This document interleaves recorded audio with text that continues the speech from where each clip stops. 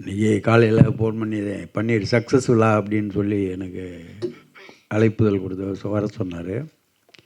எல்லாம் 3 நாள் தானே சக்ஸஸ்ஃபுல்லாக இப்போ நடக்குது. இது என்ன 10 நாள் ஆச்சே, 2 வாரம் 3 வாரம் ஓடிக்கிட்டுருக்க அப்படின்னு எனக்கே ஒரு ஆச்சரியமாக இருந்தது. ஏன்னா இப்போ எல்லோரும் 3ஆவது நாளே 4ஆவது நாளே சக்ஸஸ்ஃபுல்லாக கொண்டாடிடுறாங்க. அக்யூஸ்டு படம் வந்து 3ஆவது வாரம் ஓடிக்கிட்டு இருக்குன்னா அதுக்கு முழு காரணம் என் நண்பர்கள், பத்திரிகைக்காரர்கள், தொலைக்காட்சி நிறுவனங்கள், மீடியா நண்பர்கள். ஏன்னா அவங்கெல்லாம் சில பேர் என் கூட ஒர்க் பண்ணவங்கெல்லாம் இருக்காங்க. என்னை வளர்த்து விட்டது அவங்க தான். அதுக்கப்புறம் அவங்க பிள்ளைங்கள்லாம் இருக்காங்க இன்றைக்கி பத்திரிக்கை தொழிலில். அதனால் எங்கள் குடும்பம் தான் பத்திரிகை தொழில். எனக்கு அப்போலாம் தமிழ்மணி சார் சொன்ன மாதிரி, தேவர் சொன்ன மாதிரி ஒரு 5-6 பத்திரிக்கை தான் மெயினாக எங்கள் கூடவே டெய்லி இருப்பாங்க. மீரான் சாகித்யத்தில் விநியோகஸ்தர்கள் சங்கத்தில் நான் ஆரம்பித்து இன்றைக்கி இருக்க அந்த சங்கத்தை நான் தான் ஆரம்பித்து அதனுடைய செக்ரட்டரியாக இருக்கும்போது அதை வளர்க்குறதுக்காக பத்திரிகை நண்பர்கள் தான் உறுதுணையாக இருந்தார்கள். அதை வளர்த்து எவ்வளோ பெரிய பிரச்சனையாக இருந்தாலும் தீர்த்து வைத்தோம்.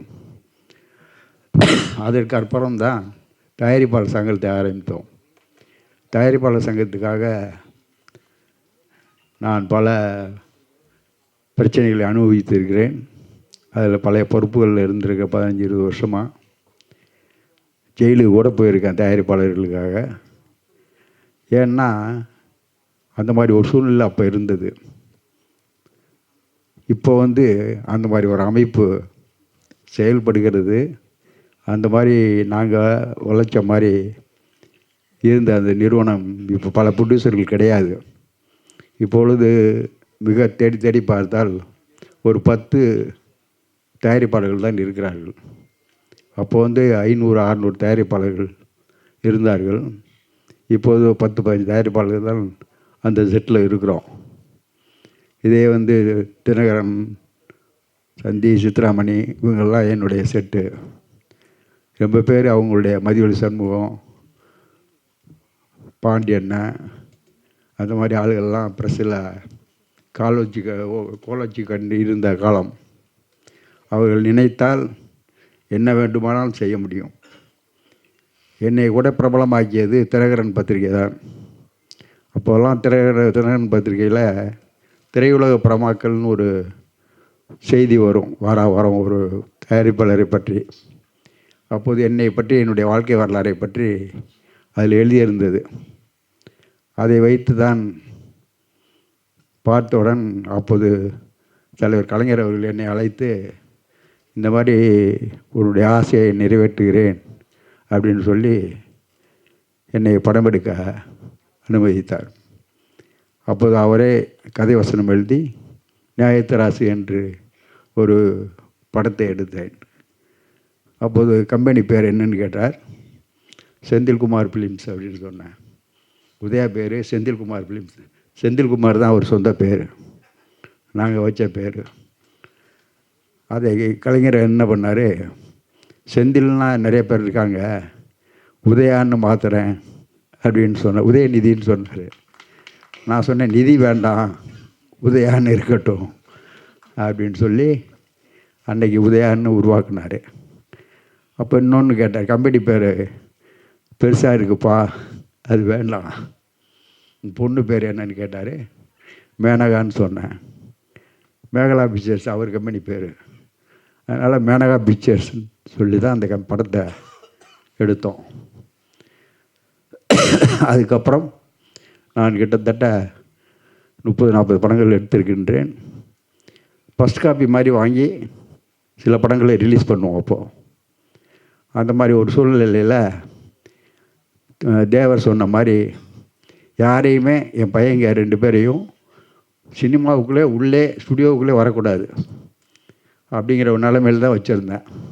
ஏன்னா நான் கஷ்டங்கள் நான் ஒரு அக்கௌண்டண்ட்டாக இருந்து, அதுக்கப்புறம் தேட்டர் ரிலீஸு எடுத்து நடத்தி, அதுக்கப்புறம் டிஸ்ட்ரிபியூட்டர் ஆகி, அதுக்கப்புறம் தயாரிப்பாளர் சங்கத்தில் செயலாளராக, தலைவராக பல பொறுப்புகளை வைத்திருந்தேன். இந்த சிரமங்கள்லாம் எனக்கும் தெரியும். இப்போ இருக்க தேவரெல்லாம் இங்கே செட்டு அவருக்கு தெரியும். அந்த சமயத்தில் ஒரு படம் எடுப்பது என்பது சர்வசாதாரணமாக ஷூட்டிங் போடுவோம். அன்றைக்கே டிஸ்ட்ரிபியூட்டர்ஸ்லாம் வந்து பணம் கொடுத்துருவாங்க. அந்த படம் முடிகிற வரைக்கும் அதோடைய கண்டினியூட்டி ஆகும். இப்போ அது மாதிரி சூழ்நிலைலாம் இல்லை. மறுபடியும் அது மாதிரி ஒரு சூழ்நிலையை உருவாக்க வேண்டும் என்பது தான் என்னுடைய ஆசை. அதற்கான முயற்சிகளை இப்போ உள்ள இளைஞர்கள் செய்து கொண்டிருக்கிறார்கள். இதோட உதயாவுடைய கதையை நான் முடித்து கொள்கிறேன். உதயா அவன் வந்து உள்ளே வரக்கூடாதுன்னு வச்சுருந்தேன். டிகிரி வாங்குகிற வரைக்கும் யாருமே படப்பிடிப்புகள்லாம் வரக்கூடாது. நானே போக மாட்டேன்.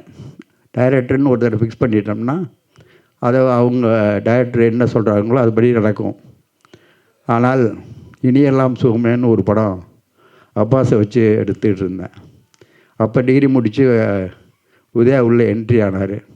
எனக்கு தெரியாமல் அவர் ஸ்டுடியோவுக்குள்ளே வருவார். ஸ்டுடியோவுக்கு வரையில் அப்பாஸோட அவர் ரொம்ப க்ளோஸாக ஃப்ரெண்ட் ஆகிட்டார். ஏன்னா ஒரே ஏஜ், ஒரே வயசு. அப்போது ஒரு அதோடைய டைரக்டர் வந்து ரமேஷ்னு சொல்லிட்டு, நம்ம எல்லாம் உங்களுக்கெல்லாம் தெரியும், இதிலேருந்து வந்தவர், ஃபிலிம் சிட்டியிலேருந்து வந்தவர். அவர் அந்த படத்தை டைரக்ட் பண்ணார். விஜயகாந்த் கம்பெனியிலேருந்து எனக்கு ஃபஸ்ட் காப்பி எடுத்து கொடுக்குற மாதிரி ஒரு கான்டாக்டில் போட்டு அந்த படத்தை எடுத்துக்கிட்டு இருந்தேன். அதில் ஒரு நாள் திடீர்னு ஃபோன் பண்ணி அந்த டைரக்டர் ரமேஷ் வந்து, உதயாவும் ஒரு பொண்ணும் ஓடி போகிற மாதிரி ஒரு சீன் இருக்குது, அதை எடுக்கணும், அது உதயாவே ஆக்ட் பண்ண வைக்கலான் இருக்கேன் அப்படின்னாங்க. நான் சொன்னேன், வேண்டவே வேண்டாம், அவர் சினிமாவுக்கே வரக்கூடாது. அவர் வந்தால் அதுக்கப்புறம் அது ஒரு எங்களை என்ன மாதிரி சிரமத்தெல்லாம் அவர் அனுபவிக்கக்கூடாது அப்படின்னு சொல்லி வேண்டான்னு சொன்னேன். வீட்டுக்கு வந்தால் என்னுடைய மனைவி உதயாவுடைய அம்மா வந்து, யார் யாரையோ சினிமாவில் அறிமுகப்படுத்துகிறீங்க, உங்கள் பையனை பெரிய ஸ்க்ரீனில் பார்க்குறதுக்கு ஆசை இல்லையா என்று அவர்கள் என்னை வற்புறுத்தி அந்த சீனில் ஆக்ட் பண்ண வச்சாங்க. அதுக்கப்புறம் அவன் முழுசாக வெறியோட, இப்போ இருக்க வெறி, அந்த வெறி அன்னைக்கு இருந்தது. சினிமாவில் ஆக்ட் பண்ண சொல்லி ரொம்ப இது பண்ணாப்புல. அப்போ தான் திருநெல்வேலி 2000 திருநெல்வேலி ஆரம்பித்து இன்றைக்கி 25 வருஷம் ஆச்சு. பல படங்களில் அவன் நடித்திருக்கான். ரொம்ப சிரமப்பட்டு பண்ணோம். ஆனால் சினிமாவில் எப்போ யாருக்கு எந்த நேரம் வரும் என்பது யாரும் சொல்ல முடியாது. சாதாரணமாக இருப்பார்கள். அவனுடைய ஃப்ரெண்ட்ஸ் எல்லாம் இன்றைக்கி பெரிய பெரிய ஹீரோக்கள். அவங்க கூட சுற்றிக்கிட்டே வருவாங்க. ஏன் நான் ஓப்பனாக பேரே கூட சொல்ல, விஜய் சேதுபதியெல்லாம் உதயாவுடைய பர்த்டேக்கு எல்லா இதுக்கும் வருவார் அவர். அதே மாதிரி விவேக்கு, மனோபாலா, இந்த மாதிரி உள்ள ஒரு குரூப்பு வந்து அவனுக்கு ரொம்ப எல்லாரோடையும் ஃப்ரெண்ட்ஸாக இருப்பான். அந்த மாதிரி ஒரு பழக்கம் உள்ளவன். அவன் வந்து இந்த மாதிரி ஒரு யூனிட்டை உருவாக்குனது அவனுடைய அனுபவம் தான். அந்த ஒரு 15-10 வருஷத்தில் அவன் பெரிய பெரிய டைரக்டர்லாம் நான் வந்து ஃபிக்ஸ் பண்ணி கொடுத்து நடிக்க வச்சுருக்கேன். ஆனால் அது நேரம், அந்த நேரத்தில் அது சரியாக ஒர்க் அவுட் ஆகலை. இப்போது இயக்குனர், இதனுடைய தயாரிப்பாளர்கள் பன்னீர், சேது, அவர் தங்கவேல் அவர்கள் மற்றும் டைரக்டர், இயக்குனரை பற்றி சொல்லணுன்னா, நான் வந்து படம் பார்த்துட்டு 10 நிமிஷம் அவர்கிட்ட பேசினேன். ரொம்ப, அதாவது கன்னடத்தில் வந்து அவர் நிறைய படம் பண்ணியிருக்காரு. இருந்தாலும் நம்ம தமிழ் பட இண்டஸ்ட்ரியில் ஒரு பெரிய இயக்குனராக வர்றதுக்கூடிய வாய்ப்பு இன்றைக்கி அவருக்கு இருக்குது. அதே மாதிரி மியூசிக் டைரக்டர் பேர் என்ன, நரேஷ் பாலகுமார், நம்ம ஒளிப்பதிவாளர் மருதநாயகம், செண்டு சிவா வந்து ரொம்ப சொல்லி ஆகணும். இந்த படத்தில் ஆக்ஷன் மூவின்னு அதுக்கு பேராகி போச்சு. இப்போது அக்யூஸ்ட்னா ஆக்ஷன் மூவி அப்படின்னு சொல்கிறாங்க எல்லோரும். அதுக்கு காரணம், முக்கிய காரணம் சில்வா மாஸ்டர். அவர் வந்து நிறையா படம் எங்கள் கம்பெனியில் பண்ணிக்கிட்டு இருக்காரு. என்னுடைய இன்னொரு உதயாவுடைய தம்பி விஜயுடைய படத்தில் எல்லா படத்துக்கும் அவர் தான் மாஸ்டர். நானும் அவர் சேர்ந்து ஒரு படமே எடுத்திருக்கோம். என்னுடைய பார்ட்னர் கூட அவர். அந்த சிவாவுடைய உழைப்பு மற்றும் ஈரவினையாக நடித்தவர்கள் மற்ற எல்லா கலைஞர்களுடைய பேர்கள் எனக்கு தெரியல. ஏன்னா எல்லாரும் அவங்க சொந்த படம் மாதிரி அதில் ஆக்ட் பண்ணியிருக்காங்க. உதயா வந்து எல்லோருடையும் எப்படி பழகுவாருங்கிறது எல்லாருக்கும் தெரியும்.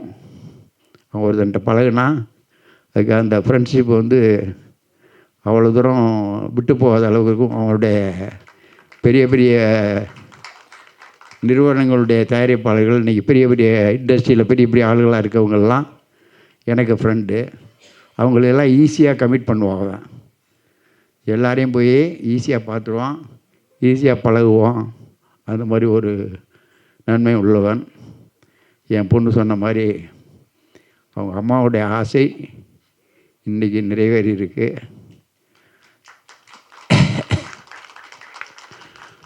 அவர்கள் எத்தனையோ படத்தில் நான் வந்து லாஸ் ஆகையில் கூட எல்லோரும் சொல்லுவாங்க, இந்த பணத்தை வந்து ஒரு இடம் வாங்கி போட்டிருந்தா இன்றைக்கி எவ்வளோ பணம் வந்திருக்குன்ட்டு. ஆனால் அதை பற்றியெல்லாம் கவலைப்பட்டதே இல்லை. நானும் சரி, என் மனைவியும் சரி, அவனை எப்படியாவது பெரிய ஹீரோவாக்கணும்னு நினைத்தேன். ஒரு சமயத்தில் இந்த மாதிரி ஒரு ஃபங்க்ஷனில் ஒரு இண்டஸ்ட்ரியில் எல்லோரும் சொன்னாங்க, நீங்கள் யாராருக்கும் என்னென்னமோ பண்ணுறீங்க, உங்கள் பையனுக்கு பண்ண மாட்டேங்கிறீங்கன்னு. நான் பண்ணதை வெளியே சொல்கிறதில்ல. என் பையனுக்கு நான் பண்ணதை நான் எப்படி சொல்ல முடியும்?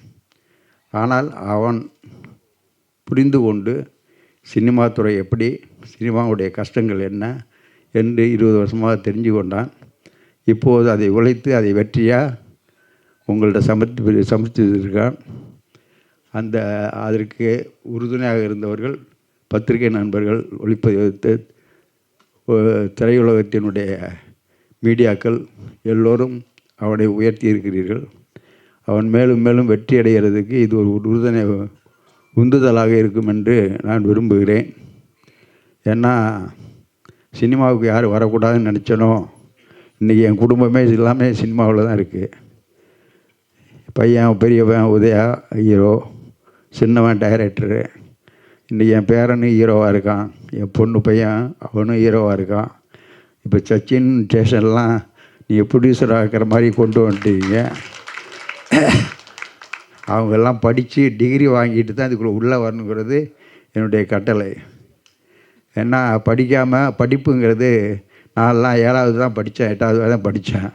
ஆனால் இண்டஸ்ட்ரியில் இன்றைக்கி தமிழ்நாடு முழுவதும் தயாரிப்பாளர் பத்திரிகை நண்பர்கள் எல்லோரும் என்னை தயாரிப்பாளர் ஏஎல் அழகப்பன்னு போடுவாங்க. இவரும் ஏஎல் அழகப்பன்னு போட மாட்டாங்க. அதனால் தமிழ்நாடு முழுவதும் என்னை அறிமுகப்படுத்தி வைத்தது பத்திரிகை நண்பர்கள் தான். அதனால் சச்சினோ சேஷனோ இன்னும் கொஞ்சம் நாளாகணும். அவன் படித்து டிகிரி வாங்கணும். முதல்ல அதில் கவனத்தை செலுத்தி டிகிரி வாங்கினதுக்கப்புறம் அவங்க ஹீரோவாக வந்தால் எனக்கு சந்தோஷமாக இருக்கும். எல்லோரும் என்கரேஜ் பண்ணால் மறுபடியும் அவங்க அப்படியே பன்னீர் பண்ண மாதிரி எல்லோரும் இதிலே இறக்கி விட்டுறக்கூடாது. அது என்னுடைய வேண்டுகோள். 2வது, உதயாவை பற்றி எல்லோரும் பேசிவிட்டீர்கள். அவனுடைய வளர்ச்சிக்கு முக்கியமான காரணம் நிகில் தான். நிகில் வந்து ஒரு படத்தில் பிஆர்ஓ ஒர்க் பண்ணார்னா அந்த படம் வெற்றி படமாகத்தான் இருக்கும் பெரும்பாலும். ஏன்னா எந்த விஷயமாக இருந்தாலும் உடனடிக்குடன் பத்திரிகையில் அது ஒரு செய்தியாக வர்றதுக்கு காரணம் நிகில் தான். நிகில் வந்து எங்களுடைய தயாரிப்பாளர் சங்கத்தில் இருக்க எந்த ஒரு விழாவாக இருந்தாலும் நாங்கள் சொல்லுவது, நான் செக்ரட்டரியாக இருக்கிற காலத்தில் நிகிலை தான் கூப்பிடுவோம். அந்த மாதிரி ஒரு பிஆர்ஓவை யாரையும் பார்க்க முடியாது. அவர் பிஆர்ஓ கிடையாது, பல ப்ரொடியூசர்களை உருவாக்கிவிட்ட ஒரு தயாரிப்பாளர். ஏன்னா ஒரு படத்தை வந்து எடுக்கிறது சிரமம்தான், எடுத்து அதை வெளியே கொண்டு வந்து மக்கள் மத்தியில் கொண்டு சேர்க்குறது. இப்போ வந்து நிறையா மீடியாவெல்லாம் வந்துடுச்சு, இன்றைய இது யூடியூப்பு அதெல்லாம் இருக்குது. அந்த காலத்தில் ஒன்லி பத்திரிக்கை தான். அது முக்கியமாக ஒரு 7-8 பத்திரிக்கை தான் இருந்தது. தினமலர், தினத்தந்தி, தினமணி, அந்த மாதிரி பத்திரிக்கையில் அது செய்தி வந்து தந்தி, தினகரன் அந்த மாதிரி பேப்பரு, பேசும் படம். இப்போல்லாம் அந்த பத்திரிக்கைலாம் இருக்காதுன்னு தெரில, வெளிமாட. அது மாதிரி இருந்தது. இப்போது நீங்கள் தான் அதுக்குடைய அஸ்திவாரம். அந்த அஸ்திவாரத்தை நாங்கள்லாம் என்றைக்கும் மறந்தது கிடையாது. இன்றைக்கும் பத்திரிகை நண்பர்கள் என்னோட தொடர்பில் தான் இருப்பாங்க. நான் இப்போ ஏன்னா ஒரு பையன் ஹீரோ, ஒரு பையன் டைரக்டரு, ஒரு பேரன் ஹீரோ. அதனால் நான் இப்போ தலையிடுறது இல்லை சினிமாவில். ஏன்னா நம்ம தலையிட்டால் இப்போ என்னை வேறு படங்களில் நடிக்கிறதுக்கு கூப்பிட்றாங்க. ஈசன்னு ஒரு படத்தில் என்னை நடிக்க வச்சுட்டார் சசிகுமார். அதிலிருந்து நானும் சில முக்கியமான பத்திரிகை இப்போ தயாரிப்பாளர்கள் கூப்பிட்டா போய் ஒர்க் பண்ணி கொடுத்துட்டு வர்றேன். பெரிய படம் விஜய், அஜித் படம் எல்லா படத்துலையும் நம்ம நடிச்சுக்கிட்டு இருக்கோம். ஆனால் திரையுலகத்தில் இந்த பத்திரிகை நண்பர்கள் இல்லைன்னா மக்களுக்கு தெரியாது யாருன்னு. அந்த பத்திரிகைகள் எப்படி யூடியூப்பாக இருக்கட்டும், மீடியாவாக இருக்கட்டும், அதை வெளிப்படுத்துறது கண்டிப்பாக பத்திரிகை நண்பர்கள் தான். இன்று அக்யூஸ்ட் இந்த அளவுக்கு யாரோ சொன்னாங்க, அதெல்லாம் நம்மளுக்கு தேவையில்லை. நம்ம படம் நல்லா ஓடுது, நம்ம படம் 3வது வாரம் ஓடுங்கிற ஒரு பெருமையோடு இந்த விழாவில் கலந்துக்கிட்ட அத்தனை நண்பர்களுக்கும் நன்றி சொல்லி விடைபெறுகிறேன். நன்றி, வணக்கம்.